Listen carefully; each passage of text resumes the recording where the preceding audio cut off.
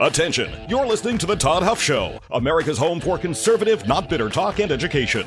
Be advised, the content of this program has been documented to prevent and even cure liberalism, and listening may cause you to lean to the right.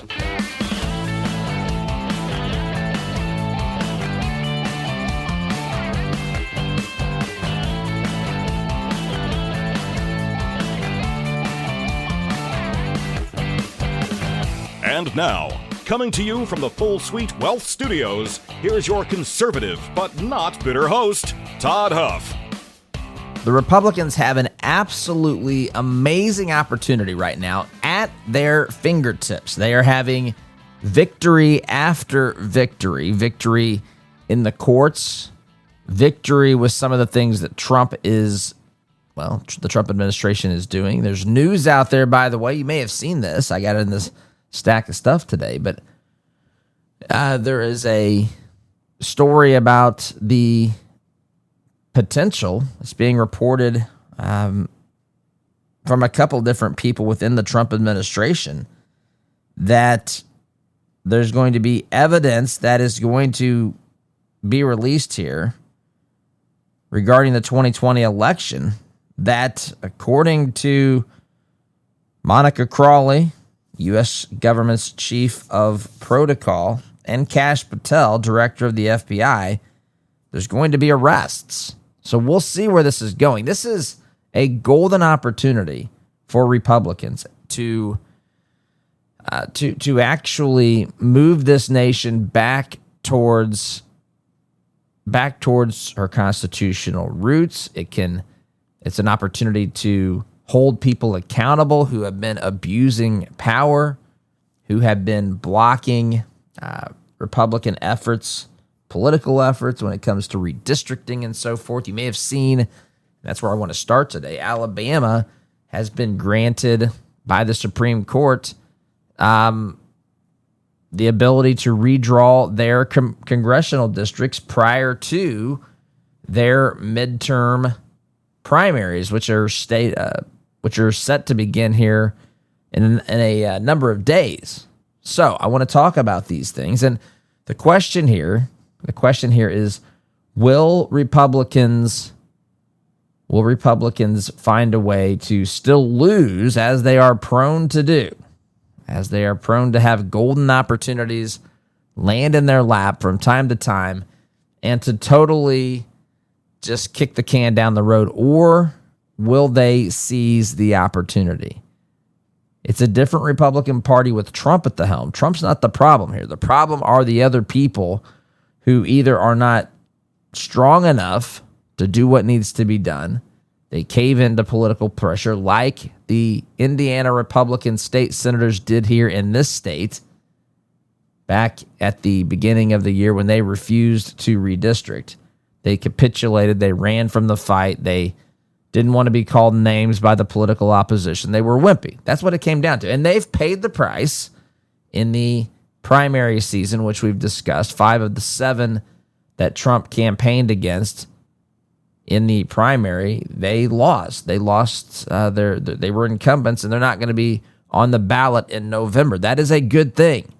As I've shared on this program a lot of times, there are 2 major problems with the Republican Party. One is that they're not principled enough. Some of them are, some of them are not, meaning they're not conservative enough. They pretend they believe in these conservative principles to get your vote, to get whatever. And then they give you and me a host of reasons as to why they can't legislate or put into action their political perspective, supposedly their political desires. They just don't do it.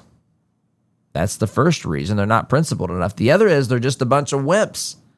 Anytime the temperature gets turned up, they are absolutely, positively just wimps about it. They don't have an ounce of fight in themselves, and that was evident again during the Indiana redistricting fight here in my state. But other states have seen this thing through. So I want to start today by the way CNN frames this. It's just unbelievable. The lengths to which they go to try to make Republicans look like they're evil and racist and everything else. So I want to talk about that. I've got other things in the stack of stuff, too, that's of interest to me, and we'll get to those time permitting, but I want to start here. If you want to share your thoughts and opinions, the best way to do that is to text. I read them all. 317-785-1030, 317-785-1030. Thoughts, questions, feedback. Yes, that adoration and praise better be in there as well. I'm kidding, by the way, but it is nice to get. Now, you can also email Todd at toddhuffshow.com. So that's where we're headed today, my friends. But before we get there, you ever notice how some families seem to have a plan that lasts for generations? That's not by accident. Full Suite Wealth works with people who want their wealth to make a difference for years to come. Their team brings together high-level investment strategies like private equity, private credit, options strategies, all those things coupled with expert legal guidance. It's about making sure your vision becomes a reality for the people you love today and tomorrow. If you're looking to do something more than just manage your money, if you want to actually leave a mark and build something lasting, check out Full Suite Wealth. FullSuiteWealth.com is the website. Again, FullSuiteWealth.com. Jason and his team will help you build your legacy and secure your future. Okay, I'm going to read from this stupid article at CNN. That is, every time I refer to an article at CNN, I usually use the phrase, this stupid whatever at CNN. And that's the case here today. Because, again, let's go back in time just a little bit just to frame this up. A couple of weeks ago, the Supreme Court ruled that you cannot, it is unconstitutional to have districts, congressional districts that are drawn primarily based upon race. You cannot have that be the determining factor. You don't want all people in a district just to be put there because they have a common race. And the reason for that is that you are, listen, you're not, the liberties that are extended to the people in this nation supersede these things, race, ethnicity. This is for all people. And the dirty little secret here that's there for everybody to see, the reason that this is fought for so hard in the courts and by the left is that it gives them a political advantage. You've heard me say before, remember when we had open borders under Biden? Remember this? And we were being inundated and overwhelmed, and they acted as though there was nothing that could be done. In fact, the only way they could stop it, according to Biden, was if there was an act of Congress. That was the only way that they could do something. And of course, we knew that wasn't the case. I remember talking about it here on this program. But then suddenly Trump wins in 2024. And within weeks, my friends, within weeks and definitely within the first couple of months, the number of people coming across our border basically came to a screeching halt. I mean, it was like 92, 93% reduction in encounters that federal agents were having with illegal aliens along the border. It had basically gone to zero. Not quite, but for all intents and purposes, it did. There was not an act of Congress that precipitated that change. It happened because the sitting president of the United States decided that he was going to enforce the law along the border. I remember talking about this until I was blue in the face when this issue was actually an issue. Now it has been solved. It has been solved. I'm not saying there's not tiny improvements that can be made, but the issue of illegal immigration right now has been effectively solved. It doesn't mean that there won't be other concerns or issues at some point in the future. It doesn't mean that the wall, which I read about the other day, is supposed to be complete. I don't know when that was, but sometime in the not too distant future. It doesn't mean that there won't need to be other things. It doesn't mean that we won't be, tested at some point again in the future. It just means that as of right now, that's not an issue. And it ceased to be an issue because President Trump did what needed to be done. Full stop. End of story. End of statement. That's it. That's what changed. And I remember on this program, in fact, you would have seen or heard me talk about or read elsewhere how Hispanic voters are moving toward the Republican Party. And I remember saying on this program, if you want to see Democrats suddenly have a concern for border security, let the numbers of Hispanic voters voting for Republican, let that number turn into something that's a massive advantage for Republicans. You will see Democrats about face and become the most staunch supporters of border security that you've ever seen in the history of the world. Everything is viewed by them through a political lens. And so the reason, to take that analogy and then to apply it here, the reason Democrats are in favor of the way that the Voting Rights Act had been interpreted prior to this most recent Supreme Court decision, which basically told states you have to have a certain number of congressional districts that are majority black. You have to do this. That was how the law was interpreted and applied. The reason Democrats are for that is not because they are just objectively better for black Americans. I hate, by the way, talking about politics like this. This is a lens that's forced upon us by the radical left. I'm only using it, well, the radical left, Democrats, the race baiters out there, the people that want to make everything about race. Yes, I understand there are racist idiots in this society, but as a whole, racial politics, racial problems, the problems that we had, of course, back to slavery at the beginning of this nation, and even the civil rights problems we had back prior to, back in the 50s and 60s, those things have been addressed. They've been fixed. It doesn't mean that there's still not issues that have stemmed from that. It doesn't mean, again, that there are no racists today.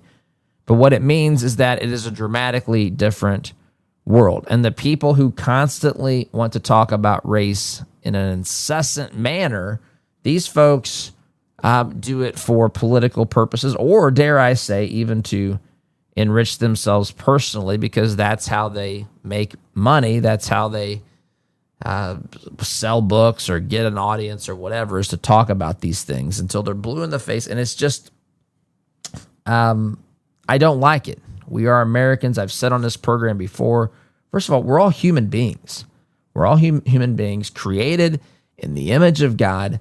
We all have a desire for liberty, to live in accordance with our own conscience, with our own preferences, with our own dreams and ambitions. Every group, every person, forget about groups, but every person who can be placed in groups by people who insist on segmenting us to pit us against one another and everything else.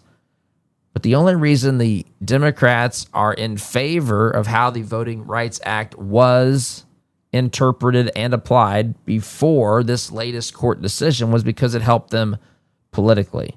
If black Americans suddenly began to vote for Republicans, 75-25, they would not be in favor of the old interpretation of the Voting Rights Act either. This is all smoke and mirrors. This is all for political purposes. This is all done to manipulate people into giving Democrats more political power. So with that being said, I referenced that last night the Supreme Court said Alabama can redraw its congressional districts. Currently, what does Alabama have? I think they have 7 or 8. They have 7 congressional districts. 7 congressional districts. 5 of those are red. 2 of those are blue. Now, this has been an issue of contention for some time. When they redrew maps, they were actually fighting, Republicans were fighting to have 6 red districts and 1 Democrat district back in 2022. But this was shot down by the courts, saying the courts said that the state of Alabama needed to have 2 black majority districts. And so this has been, again, a fight that's been brewing behind the scenes for a long time. And now The Supreme Court says you don't have to have any of that so long as you are drawing your districts based upon politics and not race as the primary factor. You can do what you will here. And so Republicans are seizing this opportunity. Democrats, of course, are in panic here. It's just, it is a wonderful thing to behold. Democrats have manipulated the American people, have made up these ridiculously shaped districts, have maximized their gerrymandered powers, if you will. They've gerrymandered basically everywhere that they can. And again, that's their prerogative per the Constitution. But now that it's being used against them, now that districts are being redrawn in Republican states, which again, it just use simple logic here. The reason that this is something that's advantageous to the Republican Party today, redrawing this districts, is that Republicans were not approaching maps, congressional maps, the same way Democrats were. Democrats were content in states like Massachusetts to have 0 Republican districts. In fact, that was the objective. But they used things like this, like Supreme Court rulings in the past or court rulings in the past that said Republicans or southern states or any state must include districts that are majority of some demographic of people that votes Democrat. In this case, black majority districts. They were content to use these sorts of tools to basically ensure that they had some districts in states that were not typically favorable to Democrat voters, to Democrats winning. And this would include, of course, states in the South. So now that Alabama and other states, listen, there's going to be a domino effect of other states. We've already heard discussions about South Carolina, potentially about Georgia. We'll see where all these things go. I'm not making predictions on any of them. But all of these states, Florida just did this, redistricted. Tennessee just did this. They got one more likely Republican district, meaning there would be no Republican or Democrat district, in Tennessee. But again, we have to go through the election. There's no guarantee of anything here. It all comes down to campaigns and elections and all that, how voters think about this. But all of these things are now favoring Republicans because, and this is what we have to understand, because Democrats squeezed every drop of juice out of the lemon that they could. And then when they had nothing else to gain, or very, very little to gain, which they do in Virginia, which of course has been blocked by the Supreme Court there, which they do, which you talked about yesterday, by the way, which they do in California, which that's going through its process there. But if you look across this country, and I said this early on, and this was first rejected by some people. Some people thought that this was an equal problem. It is not an equal problem. Democrats had maximized their political advantages all across the fruited plain where they had the ability to do so. And then suddenly they want a truce. That's what happened here. Democrats wanted a truce. Suddenly, what they called gerrymandering, which of course is not really what gerrymandering is.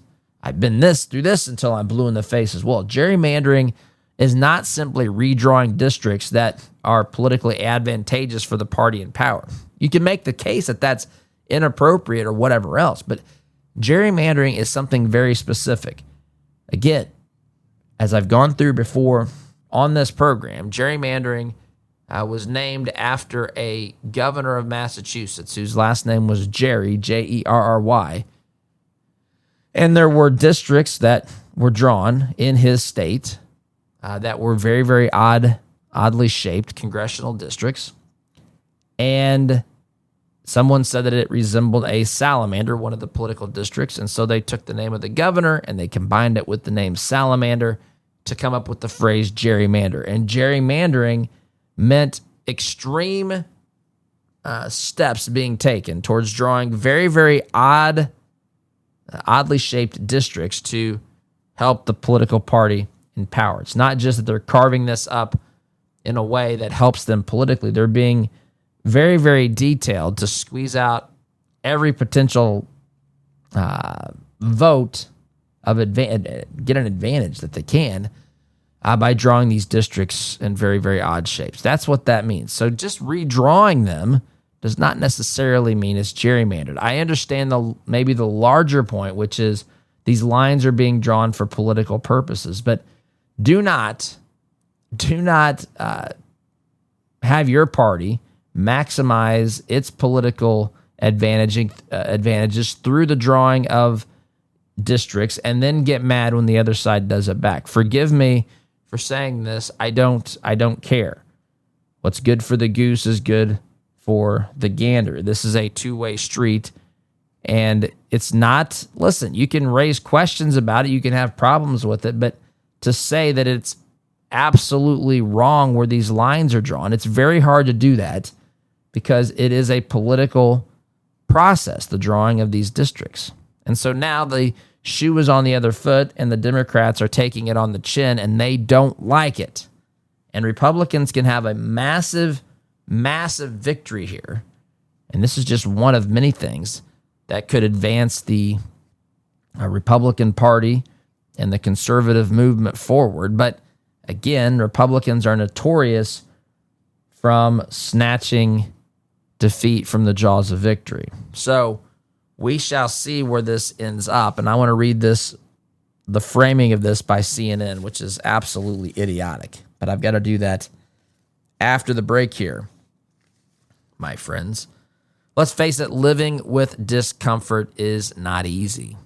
And while prescription medications can help, they often come with a long list of side effects, not to mention the risk of dependency. That's why more people are exploring natural options like Kratom from Christopher's Organic Botanicals. This is a family-run company. They do things the right way. They work directly with Indonesian farmers. They lab test every batch that they produce. There are no synthetics. There are no chemicals. There are no surprises, just honest, natural kratom that's been used for generations.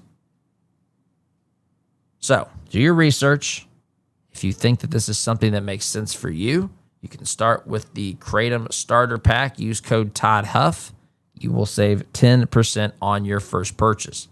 Christopher's Organic Botanicals.com. That's Christopher's Organic Botanicals.com. Code Todd Huff. Again, saves you 10%.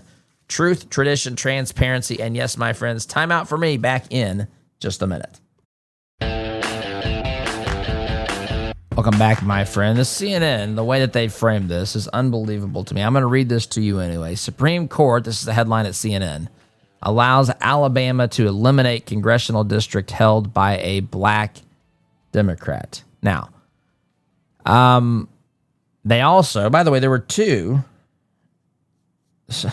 There's two. First of all, we don't even know what Alabama's going to do here. There's some question about this. They're raising questions about what the state Constitution of Alabama will even allow. So this is being fought in Alabama. But it's interesting to me. I wonder if CNN, when Tennessee redrew its district, if they couldn't have had the same headline then, because Tennessee drew a congressional district that eliminated a majority black district, but the district was occupied, or the congressional position was occupied by a white Democrat. So I wonder if CNN wrote that. In fact, the chances are good. I believe I was reading that when Republicans redrew this district in Tennessee, I think it was in Tennessee, I heard Scott Jennings, I think it was Tennessee. I may be getting the state confused, but I'm pretty sure it was Tennessee. Scott Jennings was taking fire on, as he does on CNN, about his position defending Republicans and so forth.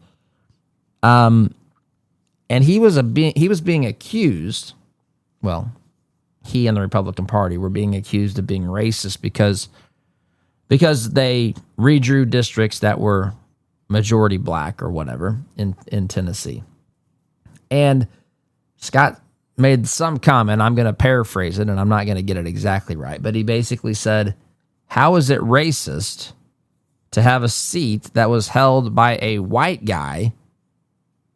How is it racist to redraw the district so that a Republican has a better chance to win? And that Republican, at least I believe one of the Republicans that's seeking the seat is a black Republican. How is it racist to redraw the lines so that the person representing that district is no longer white but is black now? How is that racist?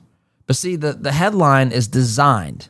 It is designed. Now, they'll say it's a fact, and it is a fact here. Supreme Court did allow Alabama to eliminate a congressional district that was held by a black Democrat. But when you put this into the totality of what's being said, the argument that's being made, it's that we're going back to the racist foundations of this country. Actually, what we had was racist. We shouldn't be drawing districts that are either designed to be favorable or unfavorable to any race of people. This is a political process. This isn't a process that's shouldn't be anyway, designed to segregate people based upon their color. But the folks at CNN, at least John Fritz here, who wrote this thing last night on Monday, he wants you to know that Alabama is trying to get rid of black Democrats. Now, I would agree that Alabama is trying to get rid of Democrats, but it's the black part that is the problem that I take issue with. It's not because someone is black. It's because they're Democrat that Alabama Republicans want to stop them. And so that's why they're doing what they're doing. But it's easier, and it's lazier. It becomes uglier when you make all these things about race. What's so ironic is that this decision was designed to stop making things about race. And it's still racist to try to stop a situation where race is all that we focus our attentions on and so forth. Anyway, I'm going to read a bit from this stupid article written by John Fritz of CNN here. He says this: the Supreme Court's conservative majority, we don't want that. That needs to be stopped, my friends.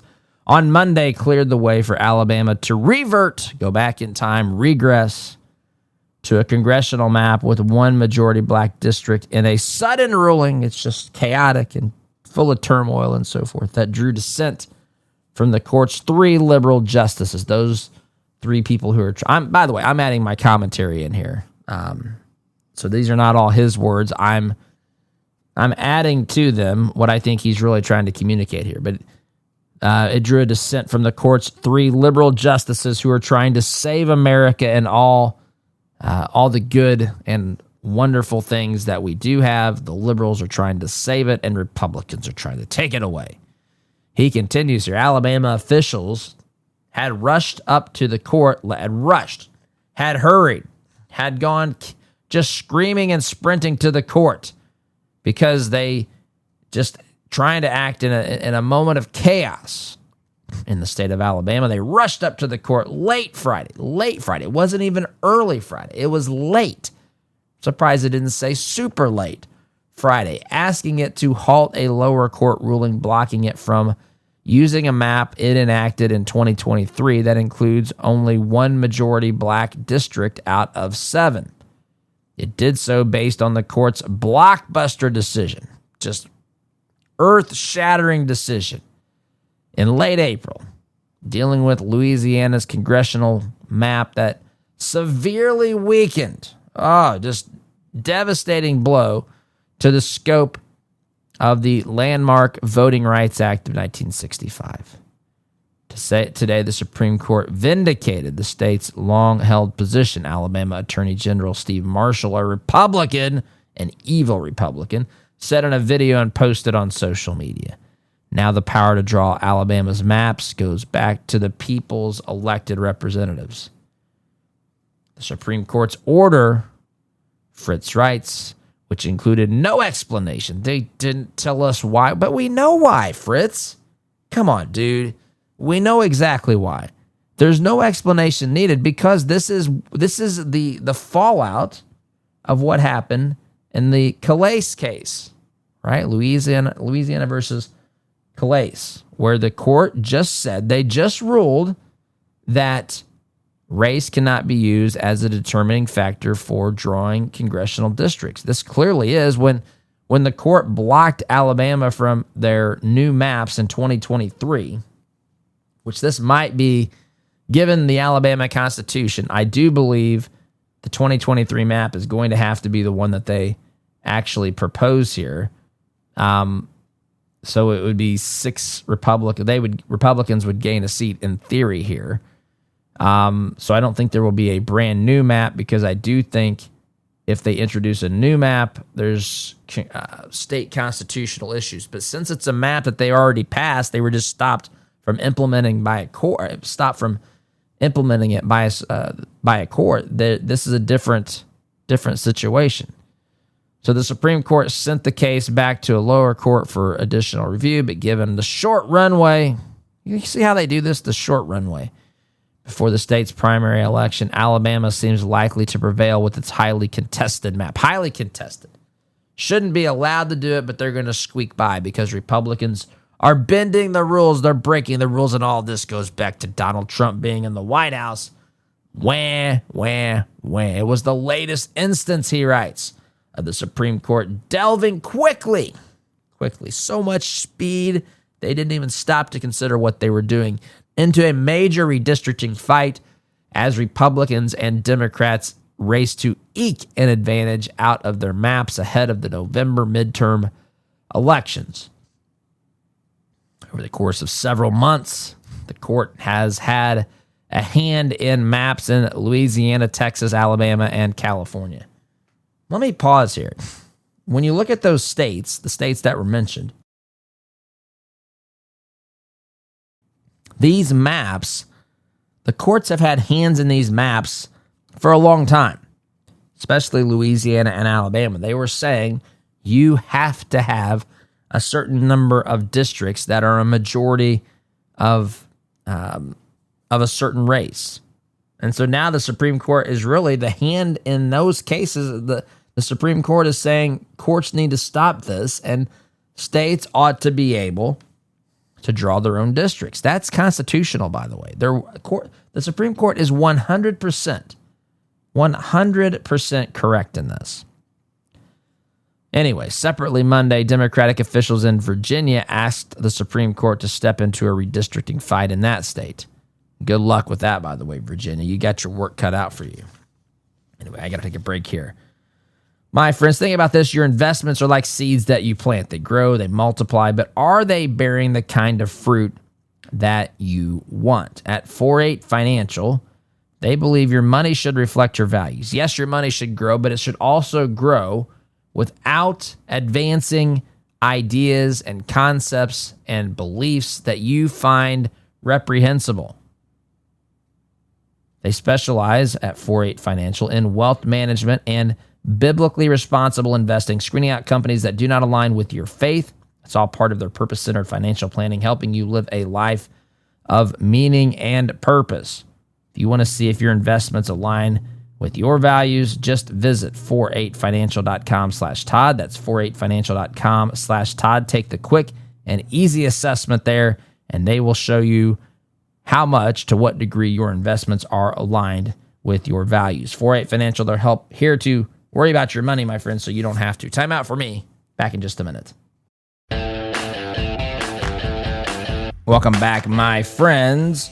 I referenced this earlier in the program. I'm going to read a bit of this as well. This is at pjmedia.com, written by Matt Margolis. Bombshell evidence about the 2020 election is coming. This is from a couple of days ago, I think on Sunday.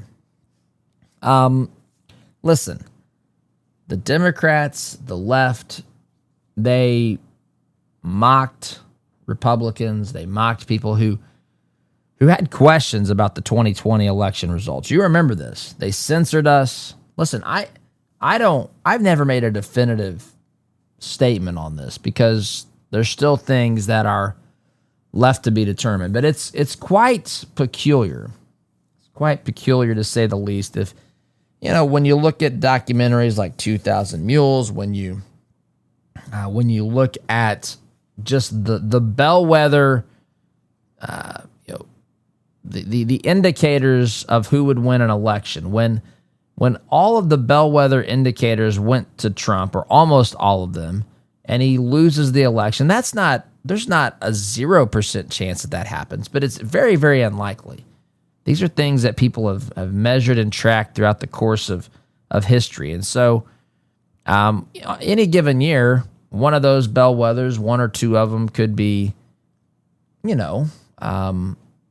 it's fair to say that they could not accurately predict the outcome of the election. But for all of them, I think all but one of them, to flip in one particular year, that's at least something that should make you pause and scratch your head. When you look at the total number of votes that Biden got, and then you compare that to the elections on both sides of that. Now, you had Obama in 2016.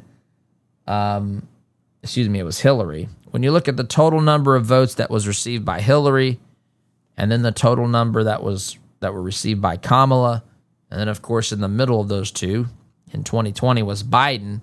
I mean, normally over the course of time, you see the total number of votes that the winner of a presidential election gets, they increase slightly every 4 years because this country's, of course, gaining population and so forth. So you'll see the numbers inch up. But in 2020, we had a spike because it went from, I forget the exact numbers, but something like 65 million people voted for Hillary.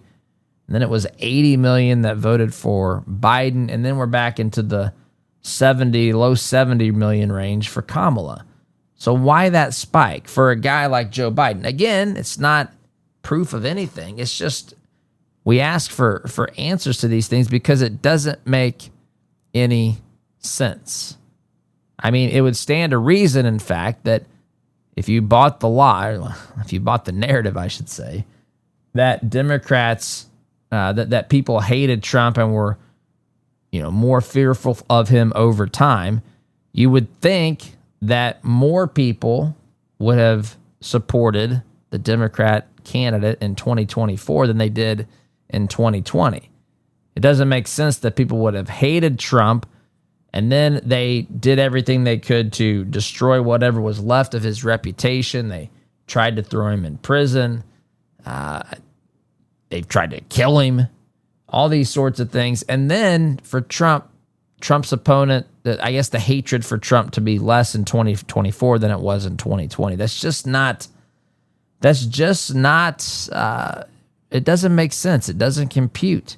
It doesn't add up. I don't have a lot of time here, but I'm going to read this. Something big, he writes here, is on the horizon, and the people saying so aren't fringe voices on a podcast. They're senior Trump administration officials. Monica Crowley, the U.S. government's chief of protocol, dropped a significant claim Wednesday, hard evidence that Donald Trump won the 2020 presidential election is coming, and it's coming soon. He did win in a landslide, and we will soon be able to give evidence about that, Crowley said. Now, she didn't lay out a timeline or spell out exactly what the evidence would look like, but the message was clear. Again, reading from this article here at PJ Media, according to the Washington Times, she, referring to Crowley, offered no further details on the nature of what's being prepared. That ambiguity will inevitably give critics ammunition, of course, but here's the thing. Crowley's remarks didn't just come out of nowhere. Her claims track almost perfectly with what FBI Director Kash Patel told Maria Bartiromo last month. As PJ Media previously reported, Patel appeared on Fox News Sunday Morning Futures with Maria Bartiromo and announced that arrests are coming over the coordinated effort to rig the 2020 election. We are going to be making arrests, and it's coming, and I promise you it's coming soon, Patel said. Two senior officials, same message, same urgency. That's not a coincidence. Their argument, and they're not alone in making it, is that a coordinated effort to undermine the 2020 election results led to Joe Biden being declared the winner. Now, I don't have time to finish that, but that's something else to keep our eyes on. Who knows, right? We've heard monumental claims about this for some time now, right? I remember in the wake of the 2020 election, we were told constantly, just wait. Oh, we're about to release all of this and everything's going to be changed. It's going to be undeniable. Everybody's going to know. I don't know what expectations to set here, my friends, but I do know this. If the election was rigged, stolen, people broke the law, they need to be held accountable. That's obvious. That's a victory for all Americans, not just for Republicans and for Trump. But we'll see where this goes. Republicans are sitting on a great opportunity here for good things. I'm out of time, though. Got to run, SDG.